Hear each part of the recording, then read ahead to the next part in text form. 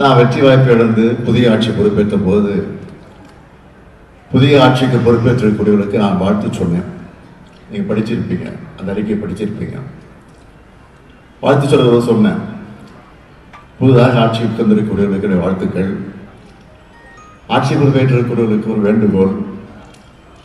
திராவிட model ஆட்சி காலத்தில் நிறைவேற்றிருக்கக்கூடிய திட்டங்களை எல்லாம் நீங்கள் தொடர்ந்து நிறைவேற்ற வேண்டும் என்று ஒரு கோரிக்கை வச்சேன். ஆக நான் வைத்திருக்கக்கூடிய கோரிக்கை இன்றைக்கு அது எப்படி நிறைவேற்றப்பட்டிருக்கிறது என்பதை இன்றைக்கு கண்கூடாக பார்க்கிறோம். ஆகவே தான் சொன்னேன், நாம் தான் இன்றைக்கு ஆட்சியில் இருக்கிறோம்.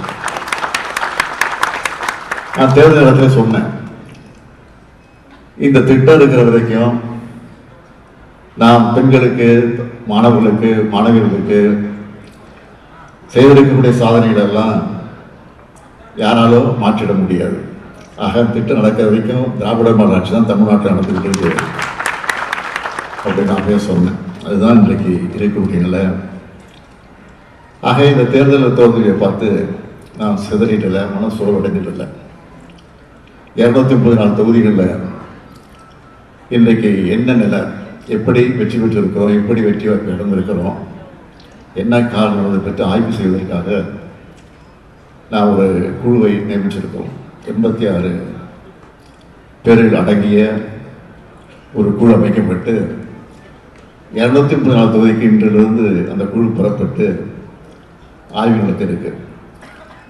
அந்த ஆய்வின் போது நம்ம இடத்துல என்ன குறை, நம்ம இடத்துல என்ன பிரச்சனை, மக்கள் என்ன நினைச்சிருக்கிறாங்க, எது விட்டு போயிருக்கு, ஏன் இந்த வெற்றி வாய்ப்பை இழந்திருக்கிறோம், ஏன் இந்த தொகுதியில் வெற்றி பெற்றிருக்கோம், இந்த தொகுதியில் வெற்றி பெறலை என்பதை பற்றி ஆய்வு செய்வதற்காக ஒரு குழு அமைக்கப்பட்டிருக்கு.